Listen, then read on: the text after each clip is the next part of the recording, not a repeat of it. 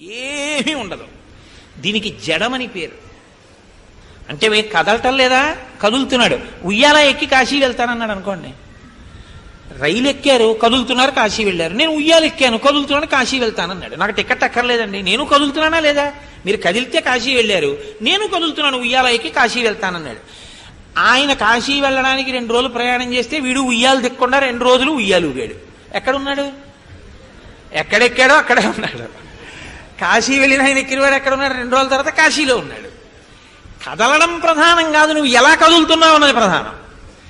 ఎలా కదులుతున్నావో తెలిసి కదలడం చైతన్యం, ఏదో ఒకలా కదలడం జడం. ఏదో ఒకలా కదలడం కాదు, కదిలేటప్పుడు బహుపరాకుతో కదిలి లోకోపకారం చేస్తూ, ఉపకారం చెయ్యడంలో విశ్రాంతి లేకుండా ఉపకారం చేస్తూ, తనకన్న కోరిక లేకుండా గొప్ప బుద్ధి వైభవంతో అవతల వాళ్ళని ఇలా చూస్తే పట్టుకోగలిగినంతగా డ్రిల్ చేయగలిగినటువంటి, అంత గొప్పగా ఆలోచించగలిగిన శక్తి నీ బుద్ధికి నువ్వు ఇవ్వగలిగితే, దానికి తగినట్టు ప్రతిస్పందించి ప్రతివ్యూహ రచన చేసి ఉపకరించగలిగితే నువ్వు రాశీభూత చైతన్యం అని గుర్తు. ఈ జడం విరగకపోతే ఏమవుతుందో తెలుసా అండి? రేపు పరీక్షన్నా ఒక్కసారి స్కోర్ చూస్తానంటాడు అంతే. వాడికేం పోయింది? 20-20 ఆడతాడు, 50-50 ఆడతాడు, డే అండ్ నైట్ ఆడతాడు, 5 days టెస్ట్ ఆడతాడు. వాడికి కోట్లు వస్తాయి, నీకే వస్తాయి, ఉన్న పరీక్ష పోతుంది. ఇది నీ స్పృహలో ఉంటే నువ్వు జాగ్రత్తగా పరీక్షల్లో చూడవు. చూడకుండా ఉండాలంటే నువ్వు చైతన్యం అయి ఉండాలి, జడమై ఉండకూడదు. ఒక్కసారి స్కోర్ చూద్దామని పెట్టానండి, పరీక్ష పోయిందంటే వాడు జడం. వాడి చిజ్జడ గ్రంథిలో వాడు జడమై ఉన్నాడు తప్ప చిత్తుని చిత్తుగా జడాన్ని గలవడానికి వాడుకోలేడు. ఏమీ ఉండదు. మీరు చూడండి, ఏం చేస్తుంటాడంటే ఎప్పుడు పడుకుంటాడు, తినేస్తాడు పడుకుంటాడు, టిఫిన్ తింటాడు పడుకుంటాడు, భోజనం చేస్తాడు పడుకుంటాడు, రాత్రి పడుకుంటాడు, పొద్దున్న పడుకుంటాడు. ఎప్పుడు రైలు ఎక్కుతాడు, సామర్లకోటలో దిగవలసిన అనకాపల్లిలో లేస్తాడు, టీటీ లేపితే. ఏనా నిద్రపట్టేసిన సార్ అంటాడు. పడుకుని టీటీకి చెప్తాడు, ఇంకోటికి చెప్తాడు. లేకపోతే వాడు పడుకోడు, ఇంకోటి పడుకొని వాడు అప్పుడు సెల్ ఫోన్లో మొదలెడతాడు పడుకుని బెర్త్ మీద. ఏదో అదృష్టవశాత్తు అన్కవర్డ్ ఏరియాస్ అని కొన్ని ఉన్నాయి కాబట్టి పడుకుంటున్నారు. అసలు అన్ని కవర్డ్ ఏరియాస్ అయిపోతే చిత్తశాంతి ఉండదు ఈ లోకంలో. కాబట్టి ఇది జడం. ఈ చిత్ జడ గ్రంథిలో జాడ్యం పోయి చైతన్యం రావాలంటే హనుమదుపాసన చెయ్యాలి. హనుమదుపాసన చేస్తే, హనుమకి నమస్కారం చేస్తే, ఆయన అనుగ్రహం కలిగిన వాడికి ఏమవుతుందో తెలుసా అండి? అలసట అన్న మాట రాదు దగ్గరికి. అసలు అలసట ఉండదు. మీరు ఏ కార్యం మీద ఉత్సాహంతో కూర్చున్నారో ఆ కార్యాన్ని ఎన్ని గంటలు ఏం చేస్తుండండి మీరు. అలసట అన్న మాట మీకుండాలేమో కానీ ఆ కూర్చున్న ఆయనకు అలసట ఉండదు. అలా పూజ అలా చేస్తాడు, చదువు అలా చదువుకుంటాడు, వ్రాయడం అలా వ్రాస్తాడు, ఆలోచించడం అలా ఆలోచిస్తాడు. ఏదైనా తపస్సే ఆయనకి. శృణ్వం తపః, పఠనం తపః, పూజ తపః, ఏదైనా తపస్సే. అలా ఉంటుంది. ఆ బుర్ర పెట్టగలిగిన శక్తి జడము నుంచి వీడి చైతన్యంగా ఉంటాడు. వీడి చైతన్యాన్ని మర్చిపోయి జడంగా ఉంటాడు. అంటే ఎప్పుడు పడుకుంటాడు. పడుకుందాం. బయట ఎండగా ఉంది పడుకుంటాడు. బయట చలిగా ఉంటే కొంచెం శీతాకాలంలో ఏమైనా చేస్తాడా? బయట చలండి పడుకుంటాడు. వానాకాలం అసలు గొడవే లేదు, తడిచిపోతానని పడుకుంటాడు. కాబట్టి వాడికి ఋతువులన్నీ ఎందుకు పనికొస్తాయంటే పడుకోవడానికే పనికొస్తాయి. ఇది పోవాలి, ఈ జాడ్యం పోవాలంటే ఏమన్నారంటే హనుమద్ ఉపాసన చేయవయా అన్నారు. మీకు హనుమత్ స్వరూప భాష సుందరకాండలో కనపడుతుంది. ఆయన చూడడం అంటే అలా చూస్తూ ఉంటారు. అందుకే శ్లోకాలుగా మీరు చూడకండి. శ్లోకాలలో హనుమద్వైభవం ఉంటుంది, శ్లోకాలలో రావణుడి పాపం ఉంటుంది, శ్లోకాలలో సీతా వైభవం ఉంటుంది, శ్లోకాలలో మీకు పాఠాలు ఉంటాయి. అందుకే సుందరకాండ పారాయణకాండ. కాబట్టి ఇప్పుడు అంటారు తాం స్మృతిమివ సందిగ్ధాం బుద్ధిం నిపతితామివ విహతామివ చ శ్రద్ధాం ఆశాం ప్రతిహతామివ. అయ్యేపోయింది. తాం స్మృతిమివ సందిగ్ధాం. ఇవాళ కాశీ ఉయ్యాల ప్రయాణమే. 15వ సర్గలో మొదలెట్టి 15వ సర్గలోనే ఉన్నాం. తాం స్మృతిమివ సందిగ్ధాం. ఇది సందిగ్ధంలో ఉన్న స్మృతిలా ఉందిట.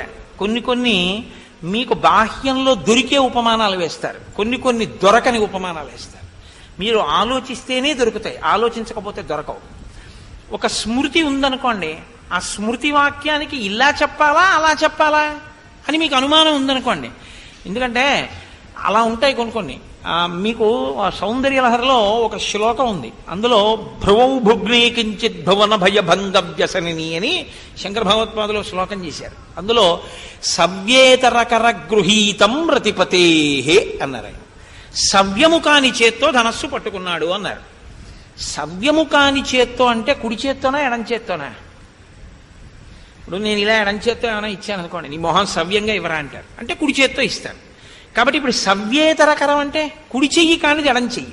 ఇప్పుడు నేను గుళ్ళోకి వచ్చాను అనుకోండి, ఇలా ప్రదక్షిణానికి ఎడుతున్నాను అనుకోండి, కుడి పక్కన సవ్య ప్రదక్షిణం చేయాలి, అదేమిటంటారు అంటే ఎడం పక్క ఎడతాను.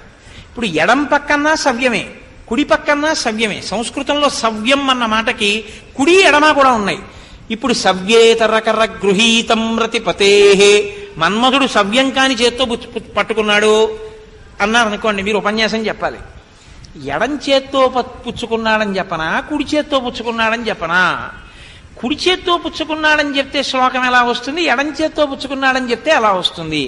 ఎందుకు స్పష్టంగా చెప్పలేదు ఆయన? దక్షిణం వామం అన్న మాట ఎందుకు వేయలేదు అని మీకే అనుమానంతో ఉందనుకోండి, మీరు ఏం చెప్తారు? ఇంకా అనుమానంతో ఉన్న ఒక మాట లేదా ఒక స్మృతి అనుమానంతో ఉంటే, ఒక గౌతమ స్మృతి, యాజ్ఞవల్క్య స్మృతి, అత్రి స్మృతి, అవి ఏవైనా అనుమానంతో ఉంటే అది ఎలా ఉంటుందో సీతమ్మ అలా ఉంది.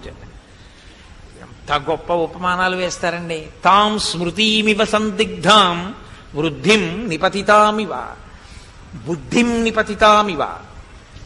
చాలా గొప్ప బుద్ధి అయింది. ఆయన్ని చూస్తే అబ్బా ఏమి బుద్ధిమంతుడండి, మహానుభావుడు అనేవారు. అకస్మాత్తుగా ఆయనే మీరు ఊహించలేని రీతిలో కనపడ్డాడు అనుకోండి, అన్ని దుర్వ్యసనాలకి బానిస అయిపోయాడు. అన్ని దుర్వ్యసనాలకైన బానిస అయిపోతే ఇప్పుడు ఏమంటారు? అయ్యయ్యో ఎంత బుద్ధిమంతుడండి, ఇటువంటి వాడు ఇలా అయిపోయాడా అంటే ఎలా ఉంటుందో అలా ఉందిట సీతమ్మ. బుద్ధిం నిపతితామివ విహితామివ చ శ్రద్ధాం. శ్రద్ధ చెడిపోతే ఎలా ఉంటుందో అలా ఉందిట. శ్రద్ధ అంటే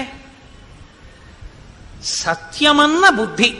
ఇప్పుడు నేను రామాయణం చెప్తున్నాను అనుకోండి, ఇందులో రెండు కోణాలు ఉంటాయి. ఒకటి, రామాయణ శ్లోకానికి తాత్పర్యం తెలుసుకుని రామాయణం చెప్పడం ఓ పద్ధతి. రామాయణం సత్యము అని నమ్మి రామాయణం చెప్పడం ఒక పద్ధతి. రామాయణము సత్యము అని నేను నమ్మాను అనుకోండి, ఇది నా మీద ప్రభావం చూపించాలి. ఇందులో ఏముందో ఇంకోలా నేను ఉండడానికి నాకు భయం ఉండాలి, అప్పుడు శ్రద్ధ ఉందంటారు. అయ్యో రాస్తారు సరదాగా వాళ్ళు అడిగారని కాసేపు చెప్పొస్తున్నానన్నాను అనుకోండి, అప్పుడు దాని తాత్పర్యం చదువుకుని మీకు చెప్పేస్తే చాలు. అప్పుడు మీ మనసు మీద ప్రభావం చూపించాలని నాకేం కోరిక ఉండదు, నా మనసు మీద ప్రభావం చూపిస్తుందన్న నమ్మకము నాకుండదు. ఇది శ్రద్ధ లేకపోవడం. కానీ ఒకనాడు శ్రద్ధ ఉండి ఒకనాడు పోయిందనుకోండి, అది ఎలా ఉంటుందో అలా ఉంది సీతమ్మ. అంటే అసలు గుర్తించడానికి వీలు లేని రీతిలో ఒకసారి సీతమ్మేనా, ఒకసారి సీతమ్మే అలా అనిపిస్తోంది ఆవిడ. అంతగా ఆవిడ సృష్టించి ఉంది. కాబట్టి విహతామివ చ శ్రద్ధాం ఆశాం ప్రతిహతామివ. ఆవిడ పెట్టుకున్న ఆశ నెరవేరుతుంది అని అనుకున్నాడు, కానీ అకస్మాత్తుగా ఆశ నెరవేరకుండా పోయింది. నెరవేరని ఆశ ఎలా ఉంటుందో సీతమ్మ అలా ఉంది. భాష్పాంబు పరిపూర్ణేవ, ఆ కన్నుల వెంట నీరు కారుస్తూ తల్లి భయముతో కూడిన నాగుపావులా త్రాచుపావులా ఉంది. అది ఆయన బుద్ధి యొక్క వైభవం.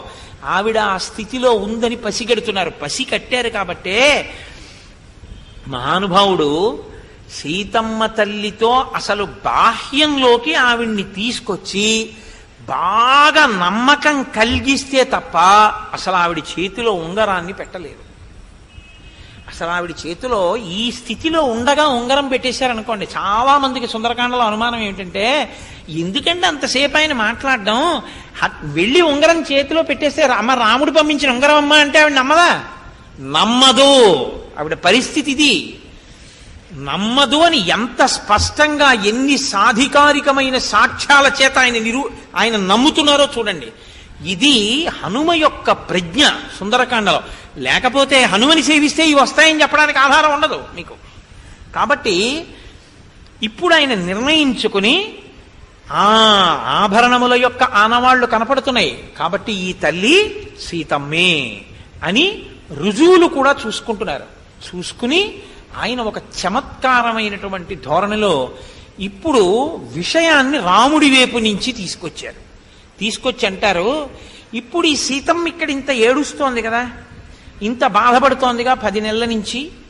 10 నెలల నుంచి బాధపడుతున్నటువంటి సీతమ్మ రెండు జరగాలి. ఒకటి రావణుడికి దక్కాలి, అసంభవం. 2 రాముడికి దక్కాలి, రెండవది సంభవం. రాముడికి దక్కుతుంది. రాముడికి దక్కితే ఈవిడ ఇక్కడికి వచ్చినందువల్ల రాముడు ఎన్ని రకాలుగా బాధపడుతుండాలి. సీతమ్మ కనపట్టలేదని బాధపడడం ఎలా ఉంటుందంటే ఉంగరం కనపడలేదని కూడా బాధపడతారు కదండి. ఇప్పుడు నా ఉంగరం ఏదో 2 రోజులు కనపడలేదు అనుకోండి, అయ్యో ఉంగరం ఎక్కడికి పోయిందో ఏమిటో అని హరిప్రసాద్ గారి వీరికి మీద ఏమైనా పడిపోయిందేమో, కొంచెం ఎవరినన్నా పిలిచి చూడమందరు అని ఇంటికి వెళ్ళి ఫోన్ చేసి ఆ తర్వాత ఎక్కడికి వెళ్ళొచ్చాను అంటే మీరు అంతా నాన్నగారండి ఎప్పుడు ఇంతేనండి, ఆబ్సెంట్ మైండెడ్ అండి మీరు అని మా అమ్మాయిని ఏవో రకరకాలుగా ఆలోచనలు చేస్తాం కదా. ఉంగరం గురించినటువంటి బాధ ఒక్కటే ఉంటుంది, అయ్యో బంగారం పోయిందని, అంతే, అంతకన్నా ఇంకేం లేదు. అలాంటి ఉంగరం ఇంకా సృష్టిలో లేదనడానికి ఏమి ఉండదు, మళ్ళీ చేయించుకోవచ్చు. బాధల్లా ఏమిటంటే ఉంగరంలో బంగారం ఉంది, ఆ బంగారానికో విలువ ఉంది, అందులో ఇప్పుడు రేటు పెరిగింది, ఇప్పుడు పోయింది ఉంగరం, అది బాధ కదండి. అంతేనా సీతమ్మ కనపడలేదని రాముడు ఏడిచేది కూడా? ఇంకేమైనా కూడా కారణాలు ఉన్నాయా? ఇప్పుడు ఇంకే కారణాలకి ఏడుస్తున్నాడన్న దాన్ని బట్టి రాముడు ఎలాంటివాడో మీరు నిర్ణయించుకోవాలి. నేను ఏకపత్ని వ్రతం పెట్టుకున్నానండి, ఉన్న ఒక్క పెళ్ళాన్ని ఎత్తుకుపోయాడు, చచ్చిపోతున్నాను అనుకోండి, మన్మథ బాణాలకన్నాడు అనుకోండి, ఆయనకి అంతే అర్థమైంది సీతమ్మని గుర్తు, అంతే కదా. ఇప్పుడు ఆయనకి కామపత్ని ఇంకేమైనా సీతమ్మ, ఆయనకి సీతమ్మ ఏమిటో దాన్ని బట్టి రావణుడికి శిక్ష ఉంటుంది కదండి. ఆయన చాలా రకాలుగా బాధపడుతున్నాడు అనుకోండి, ఆ వ్యగ్రత రావణుణ్ణి ఒక్కడిని విడిచిపెట్టదు, చేరిన వాళ్ళందరినీ చంపేస్తుంది. కాదు ఏదో ఒకలా అనుకోండి, ఓ ఉంగరం కనపడలేదు అనుకోండి, ఆయన ఎవరికో దొరికిందిటండి, ఆయన ఇంట్లో పెట్టుకున్నారట, మళ్ళీ 4 రోజుల పైకి పట్టుకొచ్చి ఇచ్చేసేటండను, లేకపోతే ఏమన్నా ఆయన ఎవరో ఏదో పట్టుకెళ్ళారు వెతుకుతుంటే అని తెలిసింది, వెళ్ళి అడిగాం అది గురువు గారు ఉంగరం, ఆ ఉంగరం తీసుకుంటే చాలా ఇబ్బందులు వస్తాయి తెలుసా నీకు, అందులో ఆయన ఉంగరం కట్టని చెప్పబోతుండగా అలాంటి ఉంగరం తీసుకుని మీ ఇంట్లో పెట్టుకుంటే ఏదో వచ్చేస్తుందని చెప్పామండి, చెప్తే ఇచ్చేసాడండి అన్నారు అనుకోండి. ఇప్పుడు నేనేమంటాను, పోన్లెద్దరు సుందరకాండ ఇలా కూడా పనికొచ్చిందనమాట అంట కదా, అక్కడతో అయిపోయింది. అంతేనా రాముడు కూడా సీతమ్మ విషయంలో? ఏమి బుద్ధిమతాం వరిష్టం అండి మహానుభావుడు. ఆయన అంటారు, స్త్రీ ప్రణష్టేతి కారుణ్యాత్. రాముడు ఎందుకు ఏడుస్తున్నాడో సీతమ్మ గురించి చెప్తున్నారు. ఈ తల్లి గురించి ఎందుకు ఏడుస్తున్నాడో తెలుసా? ఆశ్రితేత్యాన్ నృశంస్యతః పత్నీనష్టేతి శోకేన ప్రియేతి మదనేన చ. 4 కారణాలకు ఏడుస్తున్నాడు రాముడు ఈమె కనపడలేదని. ఒకటి, స్త్రీ ప్రణష్టేతి కారుణ్యాత్. ఈమె స్త్రీ కాబట్టి ఈమె తనని తాను రక్షించుకోలేదు, తన రక్షణకి రాముడి మీద ఆధారపడింది. రాముడుండగా నాకేమవుతుంది అని నమ్మింది ఆవిడ. ఇప్పుడు ఆవిడ నమ్మింది కాబట్టి ఆవిడ తప్పు చేసిందా చేయలేదా వేరు విషయం, రక్షించడం నా కర్తవ్యం. అలా నన్ను నమ్మి వచ్చిన స్త్రీని నేను రక్షించలేకపోయాను కాబట్టి ఇప్పుడు అయ్యో నన్ను నమ్మి ఎంత బాధపడుతోందో, నన్ను నమ్మినందుకు ఇన్ని కష్టాలు వచ్చాయి. ఇప్పుడు ఆయనకి చాలా జాలిగా ఉంది సీతమ్మ మీద, నా వల్ల ఇన్ని బాధలు పడుతున్నావా అని. ఆశ్రితేత్యాం నృశంస్యతః, తనని ఆశ్రయించింది ఆవిడ. నువ్వు నా భర్తవయ్యా, నేను నీ పక్కన ఉంటే నాకు సంతోషం, నువ్వు లేని అయోధ్య కాదు అడవి అంది. అలా తనని ఆశ్రయించి అనుగమించి వచ్చినటువంటి స్త్రీ రావణుడు ఎత్తుకుపోయి 10 నెలలైంది, తాను జాడ కనిపెట్టలేకపోయాడు. ఇప్పుడు ఆయన దయతో ఉన్నాడు సీతమ్మ మీద. పత్నీనష్టేతి శోకేన, ఇప్పుడు ఆయన భార్య పక్కన కూర్చుంటే తప్ప చెయ్యడానికి వీలు లేని కార్యాలు ఏమున్నాయో అవి చెయ్యడానికి వీలు లేని స్థితి వచ్చింది. ఎందుకంటే పత్ని పక్కన ఉండాలి, ఆ పత్ని లేదు కాబట్టి ఆయన శోకిస్తున్నాడు. ప్రియేతి మదనేనచ, ఆయనకి మన్మథబాణం పడితే ఒక స్త్రీ కాదు కావలసింది, కేవలము ఆయన ప్రియపత్ని కావాలి. ఆయన ప్రియం, ఆయన మనస్సు ఎవరి వలన రంజిల్లుతుంది? ఆయన మనసు మన్మథపరంగా పొంగేది ఒక్క సీతమ్మ విషయంలోనే. ఇది ఆయన ఏకపత్ని వ్రతం. ఆయన అంటూ కామదృష్టితో చూసేది ఒక్క సీతమ్మనే తప్ప ఆయనని చూసేవాళ్ళు చాలా మంది ఉన్నారు. పుంసాం మోహన రూపాయ పుణ్యశ్లోకాయ మంగళం, శూర్పణక చూస్తుంది ఆయన్ని, కానీ ఆయన చూడ్డం. ఆయన అంటూ అలా చూడాలంటే ఒక్క సీతమ్మే ఉండాలి. కాబట్టి ఇప్పుడు ఆయన మన్మథపరంగా బాధపడుతున్నాడు, పత్ని పక్కన లేదని శోకిస్తున్నాడు, స్త్రీ తన వలన బాధపడిందని జాలి పడుతున్నాడు, ఆశ్రయించినది కనపడలేదని దయతో ఉన్నాడు. ఇప్పుడు ఆయన భావాలన్నీ కూడా అన్ని విధాలుగాను తను విఫలమైపోయానన్న క్రోధం అంతా కూడా సీతమ్మ వలననే గూడు కట్టుకునుంది. ఇప్పుడు ఇన్ని బాధలకి కారణం వీడే అని వీడు ఎదురుగుండా కనపడితే వీడిక మిగులుతాడా? సీతమ్మ శోకంతో సరిపోదు, సీతమ్మ రాముడి కోసం శోకిస్తోంది, రాముడు సీతమ్మ కోసం 4 కారణాలకి శోకిస్తున్నాడు. కాదు, ఇందులో అసలు చాలా గొప్ప విషయం ఏమిటో తెలుసా అండి? ఆయన శోకము ఆయన క్రోధమునకు ఎంత కారణం అవుతుందో లెక్క కట్టారు. ఈవిడ శోకం రాముడి బాధకి కారణమై ఈవిడ శోకం రామశోకం కన్నా గొప్పది ఎందుకయిందో లెక్క కడతారు. ఏమి బుద్ధిమతాం వరిష్టం అండి ఆయన. అది ఎక్కడ ఎలా లెక్క కడతారో మీకు చూపిస్తాను. అస్యా దేవ్యా యథారూపం అంగ ప్రత్యంగ సౌష్ఠవం రామస్య చ యథారూపం తస్యేయమసితేక్షణ. రామచంద్రమూర్తి యొక్క అంగ ప్రత్యంగములు ఎటువంటి సౌష్ఠవంతో ఉంటాయో సీతమ్మ తల్లి యొక్క అంగ ప్రత్యంగములు కూడా అటువంటి సౌష్ఠవంతోనే ఉన్నాయి. అంటే సీతమ్మలో ఎవరు కనపడ్డారు? రాముడు కనపడ్డాడు. విశ్వమునందు విశ్వనాథుడు కనపడాలి, లోకమునందు లోకేశ్వరుడు కనపడాలి. ఇలా కనపడడం, జగత్తునందు జగదీశ్వరుడు కనపడడం అద్వైత దర్శనం. ఇది ఆయనకి కనపడింది. ఆయనకి కనపడింది కాబట్టి సీతమ్మ యందు రాముడు కనబడ్డాడు. ఇది పరిపూర్ణమైనటువంటి ఆత్మానుభవం. ఇప్పుడు ఆయన అటువంటి దర్శనాన్ని పొందినటువంటి బ్రహ్మజ్ఞాని అయిన యోగి. ఇప్పుడు ఆయన నోటి వెంట ఓ మాట అన్నారనుకోండి, అది సత్యం అవుతుంది. శాస్త్రంలో ఏమిటంటే బ్రహ్మవిద్ బ్రహ్మైవ భవతి, బ్రహ్మమును అనుభవించినాడు బ్రహ్మమైపోతాడు. అందుకేగా చతుర్ముఖ బ్రహ్మగారు అవుతున్నారు. ఇప్పుడు ఆయన నోటి వెంట ఏదైనా అన్నారనుకోండి, అది నిజం అవుతుంది. నీ 10 తలలు తెగిపోతాయిరా అన్నారు, తెగిపోయి. కొన్ని కోట్ల మంది వానరములు వస్తాయన్నారు, వచ్చాయి. లంక కాలిపోతుందన్నారు, కాలిపోయింది. ఇప్పుడు లంక కాలిపోతుందని ఆయన చెప్పలేదు, ఆయన అన్నారు కాబట్టి కాలిపోయింది అన్నారు మీరు. ఎందుకో తెలుసా అండి? యోగి వాక్ అయింది అయింది. ఇది ఆయన పొందిన స్థితి. ఇది పొందించిన తల్లి మాయామానుష స్వరూపం. ఆవిడ అయోనిజయై, ఆవిడ సాక్షాత్ జగదంబయ్యి ఉంది. ఒకరిని నశింపజేయడానికి అలా కనపడుతోంది, ఒకరిని ఉద్ధరించడానికి అలా కనపడుతోంది. ఆయనకి అలా ప్రచోదనం చేస్తోంది, ధియో యోన ప్రచోదయాత్, ఇంకోడికి అలా ప్రచోదనం చేస్తోంది. ఇది ఆవిడ యొక్క వైభవం, సీతా వైభవం. సీతాయాశ్చరితం మహత్. ఇన్ని కోణాల్లో తిరుగుతుంది సుందరకాండ. కాబట్టి అస్యాదేవ్యా మనస్తిస్మిన్ తస్య చాస్యాం ప్రతిష్ఠితం తేనేయం సచ ధర్మాత్మ ముహూర్తమపి జీవతి. ఎంత పెద్ద మాట అండి ఇది నిజంగా. ఈ సీతమ్మ ఇంత ఏడుస్తోంది కదా, రాముణ్ణి విడిచి ఈవిడ బతికి ఉండకూడదు, ఇంత బెంగున్నది. రాముడంతా ఏడుస్తున్నాడుగా, తను చూసొచ్చారుగా. ఆ సీతమ్మ పక్కన లేకపోవడం వల్ల ఏడుస్తున్న రాముణ్ణి చూసిన వారు ఈయనే, రాముడు పక్కన లేకపోవడం వల్ల ఏడుస్తున్న సీతమ్మని చూసింది ఈయనే. ఈయన తప్ప అలా చూసినటువంటి వాళ్ళు కోట్ల కోట్ల వానరుల్లో ఇంకొకరు లేరు. కాబట్టి ఇప్పుడు ఈయనే చెప్పాలి ఏదైనా చెప్తే. ఈయన ఏం చెప్తున్నారంటే, మరి సీతమ్మని విడిచి శోకిస్తున్న రాముడు బతకూడదు, రాముణ్ణి విడిచి శోకిస్తున్న సీతమ్మ బతకూడదు. మరి వీళ్ళిద్దరు ఎలా బతుకున్నారు? నిజంగా శోకించట్లేదా? శోకిస్తున్నట్లు శోకిస్తున్నారా? చచ్చిపోదామని నటించి ఏదో ఇంకో మార్గం లేక చచ్చిపోదామని ప్రాయోపవేశం చేసిన అంగదుళ్ళ ఏదో భర్త కనపడలేదని ఏడుస్తున్నట్టు ఏడుస్తోందా? నిజంగా ఏడుస్తోందా? సీతమ్మ కనపట్టలేదని ఏడుస్తున్నట్టు ఏడుస్తున్నాడా? నిజంగా ఏడుస్తున్నాడా? నిజంగా అన్నాళ్ళు ఏడిస్తే చచ్చిపోవద్దు, మరి ఎలా బతికున్నారు? ముహూర్తమపి జీవతి. నిజంగా ఇంత ప్రేమలున్న వాళ్ళు ముహూర్తం బతకూడదే, మరి ఎలా బతికున్నారు? నాకు అర్థమైందన్నారు. అస్యాదేవ్యా మనస్తస్మిన్ తస్య చాస్యాం ప్రతిష్ఠితం. ఈయన మనసు ఈయన దగ్గర లేదు, ఈయన మనసు ఆవిడ దగ్గర ఉంది. ఆవిడ మనసు ఆవిడ దగ్గర లేదు, ఈయన దగ్గర ఉంది. అందుకే శ్రీరామాయణంలో చమత్కారం ఏమిటంటే, రామచంద్రమూర్తి యొక్క పట్టాభిషేకం జరిగితే రాముడు కొంతమందికి కానుకలు ఇచ్చాడు, సీతమ్మ కొంతమందికి కానుకలు ఇచ్చింది.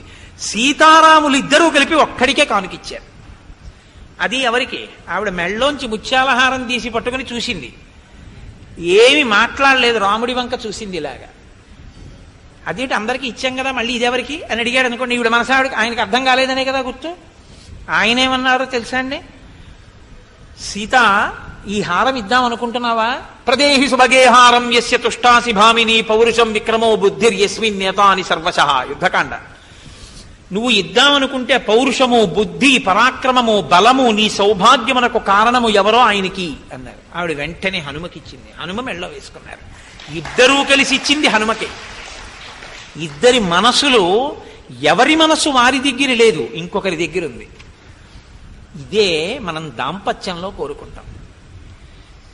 ఆయన ఏమిటో ఆయన ఊరెళ్ళి 10 రోజులు అయిపోయిందని బెంగ పెట్టుకున్నట్టుగా ఉండడం కాదు, బెంగ పెట్టుకున్నట్టుగా ఉండడం వల్ల నిద్ర పట్టక, బెంగ పెట్టుకోవడం వల్ల సరిగ్గా అన్నం తినక, బెంగ పెట్టుకోవడం వల్ల మనిషి సరిగ్గా స్వస్థతగా ఉండక ఉంటే మనసులు మారాయని గుర్తు. ఆయన కోసం ఆవిడ పరితపిస్తోంది, ఆవిడ కోసం ఆయన పరితపిస్తున్నాడు. మనసులు మారే ఇద్దరివి. ఆయన మనసులో ఆవిడెళ్ళింది, ఆవిడ మనసు ఈయన దగ్గరికి వచ్చింది. ఇది జరగాలని మనం కోరుకుంటాం. సనాతన ధర్మంలో పెళ్లి చేస్తే జీలకర్ర బెల్లం పెట్టిస్తే జీలకర్ర బెల్లం పెట్టడం ముహూర్తమా, ఇద్దరూ చూసుకోవడం ముహూర్తమా? సుముహూర్తానికి జీలకర్ర బెల్లం పెట్టండి అంటారు. సుముహూర్తానికి జీలకర్ర బెల్లం పెట్టడం ముహూర్తం కాదు, చూసుకోవడమే ముహూర్తం. చూసుకోవడం ముహూర్తం కాబట్టి తెరపట్టారు. జీలకర్ర బెల్లం పెట్టుకోవడం సుముహూర్తం అయితే తెరక్కర్లేదు. ఆ ముహూర్తానికి జీలకర్ర బెల్లం పెట్టిస్తే చాలు. మంత్రం ఎలా నడిచిందంటే, ఒకరినొకరు చూసుకోవడం సుముహూర్తం. సుముహూర్తం చూసుకోవడానికి అయిన తర్వాత వెంటనే అడుగుతాడు వరుడు, ఈమె నా ఇంట ప్రవేశించిన తరువాత ఇదిగో ఏదో పశువులు బాగుండాలి, అవి బాగుండాలి, ఇవి బాగుండాలి అన్నీ అడుగుతాడు. అడిగిన తరువాత అప్పుడు జీలకర్ర బెల్లం పెట్టిస్తారు. ఎందుకు పెట్టిస్తారో తెలుసా అండి? నీ బాధ నా బాధ, నీ సుఖం నా సుఖం, నాకు సుఖం నీకు దుఃఖం, నీకు దుఃఖం నాకు సుఖం, ఈ రెండు లేవు. ఆయన బాధపడితే ఆవిడ బాధపడుతుంది, ఆవిడ సంతోషపడితే ఆయన సంతోషపడతాడు, ఆయన సంతోషపడితే ఆవిడ సంతోషపడుతుంది. అంతేగాని ఆయన సంతోషంగా ఉండడం ఈవిడ దుఃఖంగా ఉండడం అలా ఉండవు. ఇది ఏకీకృతం అవడానికి జీలకర్రని బెల్లాన్ని కలిపి నూరితే ధనాత్మక విద్యుత్తు పుడుతుంది. అది మూర్ధన్య స్థానముల మీద పెట్టిస్తే ఒకరి కొరకొకరు త్యాగం చేస్తారు. త్యాగం చేసి ఒకటవుతాయి మనసులు. ఆయనకి వెల్లుల్లిపాయ వేస్తే పప్పు పులుసు ఇష్టం, ఈవిడికి వెల్లుల్లిపాయ లేకపోతే ఇష్టం. ఇప్పుడు ఆవిడ 2 పప్పు పులుసులు వండుతుంది, లేదా వెల్లుల్లిపాయ పప్పు పులుసే వండి తేట ఆవిడ పోసుకుంటుంది. ఏమి నువ్వు వెల్లుల్లిపాయ లేకుండా పెట్టుకోకపోయావా అంటాడు. మీరు తిందురు, మీ బాగుందా బాగుందా అంటే మీరు చూడండి, లోకంలో ఇది ఇద్దరే అడుగుతారు. హోటల్ వాడు అలా అడగడు, బాగుందా అండి పప్పు అని ఏమి అడగడు. వాడు 30 రూపాయలు ఇచ్చేకి చాలు వాడికి. మీరు తింటే వాడికి అడగాలి, తినపోతే అడగాలి. లేకపోతే సత్రవుల్లోనూ అక్కడే ఉండి అన్ని బాగున్నాయండి, అన్ని బాగున్నాయండి అని వాళ్ళు ఏమి అడగరు మిమ్మల్ని. మీరు కడుపు నిండా తిన్నారా లేదా అంతే వాళ్ళకి కావచ్చు. కడుపు నిండా తిన్నారా అన్నది కూడా కొంచెం అనుమానమేననుకోండి. మేము పెట్టేశామనుకుంటే వాళ్ళకి చాలు, అది అన్నదానం అయిపోయింది ఇప్పుడు ఈ రోజుల్లో. కానీ భార్య తల్లి వడ్డిస్తే ఓ మాట అడుగుతారు, ఏమంటే బాగుందా, ఏమంటే బాగుందా అంటారు. చాలా బాగుంది అని మీరు ఊరుకున్నారనుకోండి, రెండో మాట వేసుకోలేదే, రెండో మాట వేసుకోలేదే, రెండో మాట వేసుకోలేదే అంటారు. ఎందుకనాలి? మీరు సరిగ్గా తినలేదు ఇవాళ, ఏం కూర బాగులేదా, ఏమన్నా తేడా వచ్చిందా అంటే చస్తారా. ఆఖరికి లేదులే ఇవాళ ఏమైందంటే ఏమిటో అంత బాగా రుచి రాలేదు, అంటే చాలా జాగ్రత్తగా చేశాను, ఎండాకాలం కదా దిక్కుమాలిన వంకాయలు ఎంత జాగ్రత్తగా చేసినా బాగుండవు, ఇవాళ బాగుంటుంది మీరు కడుపు నిండా తింటారనుకున్నాను, ఆ బీరకాయ అన్నా ఉండవలసిన వంకాయ ఉండాలని పీకేసుకుంటుంది ఆవిడే. ఎందుకని? వండేసేయడం ఆవిడికి తృప్తి కాదు. మీరు అబ్బా ఏమి వంకాయ కూర అన్నారనుకోండి, ఆవిడికి గజారోహణం. ఆడది ఇంకంతకన్నా కోరుకునేది ఏమి ఉండదు. భర్త తృప్తి ఆవిడికి సమస్తం. నేను అందుకే అంటుంటాను, ఎవరన్నారో కానీ అది ఎక్కడన్నారు ఎవరన్నారన్నది వదిలేయండి. ఆవిడికి తృప్తి ఏమిటంటే మగడు మెచ్చిన చాల కాపురంలోన మొగలిపూలా గాలి ముత్యాలవాన.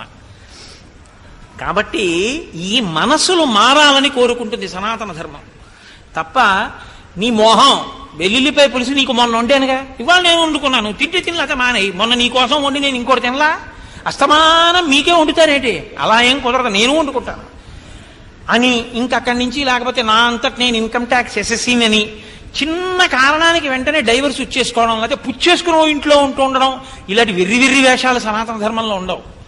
మనసులు మారి బతుకుతారు ఇక్కడ. ఇది సీతారాముల యందు సిద్ధించింది దాంపత్యం. అందుకుని బతికుండగలిగారు. కాబట్టి అస్యాదేవ్యా మనస్తస్మిన్ తస్యచాస్యాం ప్రతిష్ఠితం తేనేయం సచి ధర్మాత్మ ముహూర్తమపి జీవతి. లేకపోతే క్షణకాలం వీళ్ళిద్దరూ బతకలేరు. అంత ప్రేమైకమూర్తులు. అందుకే ఇప్పటికీ శుభలేఖ వేస్తే సీతారాములు లేని శుభలేఖ వెయ్యవద్దు అని. జానక్యాహ కమలామలంజలిపుటేయాహ పద్మరాగాయితాహ. ఈ శ్లోకం లేకుండా మనం అసలు వెయ్యం శుభలేఖలు. దాంపత్యం అంటే సీతారాములే. కాబట్టి ఆ మాట అని ఆయన అంటారు, దుష్కరం కురితే రామో యయిమాం మత్తకాశినీం సీతాం వినా మహాబాహు ముహూర్తమపి జీవతి. దుష్కరం కురితే రామో, అబ్బబ్బబ్బా, ఈ రాముడు చెయ్యకూడని పని చేసేశాడు, చెయ్యరాని పని చేసేశాడు. ఏమిటో తెలుసా? యయిమాం మత్తకాశినీం సీతాం వినా మహాబాహు ముహూర్తమపి జీవతి. ఇంత గొప్ప తల్లి, ఇంత శోకిస్తోంది ఈవిడ. ఈవిడ శోకం ఇలా ఉంటుందని తెలిసి కూడా బతికున్నాడంటే నిజంగా రాముడి గుండె కాదు, బండ. ఇప్పటి వరకు హనుమకి రాముణ్ణి స్తోత్రం చేయడం వచ్చు తప్ప అసలు రాముణ్ణి ఇలా అనడం ఆయనకి రాదు ఇప్పటి వరకు. అలాంటి ఆయన ఎప్పుడు అంటున్నారంటే సీతమ్మని చూశాక అంటున్నారు. ఎందుకన్నారు ఈ మాట? ఎందుకనాలండి? ఆయన రాముడు కూడా బాధపడుతున్నాడు, 4 కారణాలకు బాధపడుతున్నాడు అన్నారు కదా. ఇప్పుడు ఆ 4 కారణాలకు బాధపడ్డం రావణ వధ ఎంత తీవ్రంగా ఉంటుందో చెప్పడం. మరి సీతమ్మ తల్లి బాధపడుతోంది అంటున్నారు కదా. సీతమ్మ తల్లి బాధపడుతుంటే చూసి ఆ రాముడు అసలు నిజంగా ఇంత బాధపడుతోందని తెలిసి బతికున్నాడంటే ఆయన గుండె కాదు, బండ. ఎలా బతికున్నాడో అన్నారంటే ఏ కారణాన్ని దృష్టిలో పెట్టుకుని అనాలి ఈ మాట? ఆవిడ చాలా పతివ్రత కాబట్టి, రాముడి గురించి ఇంత ప్రేమగా ఉంది కాబట్టి, ఇంత ప్రేమ కలిగినటువంటి భార్యని విడిచిపెట్టి కూడా బతికున్నాడంటే ఆయన ఎంత బండ అయినటువంటి గుండె ఉన్నవాడో అంటే ఈవిడకున్నంత ప్రేమ ఆయనకి లేదని మీరు అన్నట్లు గుర్తు. అదే ఆయన ఉద్దేశం, హనుమ యొక్క ఉద్దేశం అది కాదు. ఆయన బుద్ధిమతాం వరిష్టం. మీరు గుర్తుపట్టవలసింది ఏమిటో తెలుసా అండి?